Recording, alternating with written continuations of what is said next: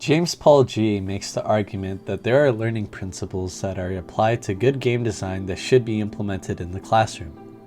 G claims that a good learning principle that games employ is that they give the players new information when they need it. An example G uses is System Shock 2, where throughout the game you're given messages and come across them with the information in the messages ranging from a passcode to a tutorial for a game mechanic, or insight in how the ship you're exploring turned into the state that it is in. But this happens for a lot of games, even for the most simple ones. Take a game that I like playing, such as Dark Souls.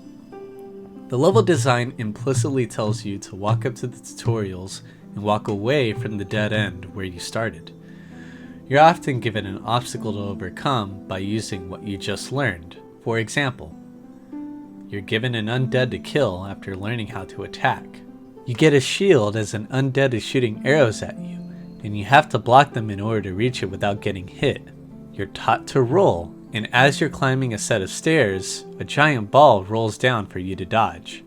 G claims that this learning principle is something that is often lacking in classrooms and would make the learning experience of students more effective. Another learning principle that G discusses is how players can produce their own knowledge by experimenting with the game's mechanics, whether by creating their own levels with a built-in level editor, or changing the stats in a character after leveling up in an RPG after the player determines what is the most efficient way to play. Allowing students to apply what they've learned themselves to create new knowledge is another thing that G claims is lacking in schools and needs to be implemented more. While G alleges that these learning principles that are present in games being applied to the classroom would go a long way to improve the learning experience, there's no definite proof of such. They're more a list of ideas behind how video games get learned by players and explains the logic, how they work, and how they could be translated to a classroom setting. I can certainly see how these learning principles would help. Instead of sitting through a lecture and being told to take notes, I feel like the information being given to me would resonate a lot more if I were to apply it to a problem right after I learn it, much like a video game. If I were to experiment with the knowledge that was given and learn something new from that information. Heck, perhaps I might be doing this right now as I conduct this research on video games and how they're used to teach literacy, or could be used. Anyway, so I could see how these learning principles could go a long way in making a class more engaging and entertaining. But enough about learning principles in games. What about actually using video games to teach literacy? Well, a study conducted at a Maltese primary school, conducted by Charles L. Mifsud and others, had an experimental group of 9 classes learning English as a second language play an educational game called The Clue Finders Reading Adventures Mystery of the Missing Amulet. Their mean performance went from varying marginally compared to the control group, also consisting of 9 classes, to vastly exceeding them by the end of the experiment. Now, I haven't played Clue Finders. I did not know what it was until I looked it up, but it's very likely that these educational games, like the Clue Finders, use a lot of the same principles when it comes to how they get their players to learn how they work. At least in this case, it's learning a specific subject that is taught in school.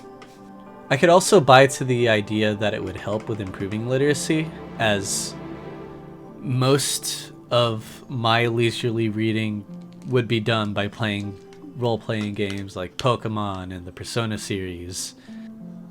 Now, while the evidence provided is very compelling, one thing we have yet to see is what about video games that are meant to be enjoyed that people typically play in their leisurely time, much like the books that are assigned for students to read in a literature class. Well, Jonathan Austenson explores this, albeit with significantly older games. Austenson documented his experience of using video games as part of his goal to get his class of students to explore modern storytelling mediums. He played a text-based adventure game called Zork, with the class providing input and having them play other text-based adventure games on their own. Austenson described the class as being extremely engaged, with some students drawing out maps as they progress through the games that they are playing. This led to a group play of a relatively more modern game, Myst. The students would play together by working on solving the puzzles with Austenson. After this, there was a discussion about the audio-visual elements of the game and if it helped them be immersed with it compared to the adventure games that they were playing before. There was later a discussion of games from other genres such as World of Warcraft, The Sims, and Dear Esther. And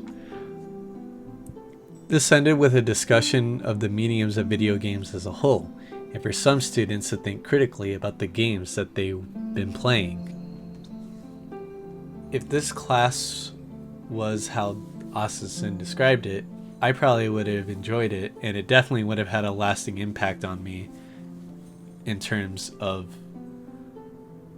thinking about storytelling mediums and the media I consume. I could say that thinking about the games that I play in a critical lens did get me to think more critically about the art of writing and other mediums that I would partake in on occasion, whether it be watching a movie or reading a comic book or reading a book for class. Seeing an analysis of how games could invoke learning, some evidence suggesting that video games could improve literacy in a language, and an example as to how video games could be implemented when teaching about storytelling and about writing, I feel like this is something that should be explored further. Stay tuned for more to come.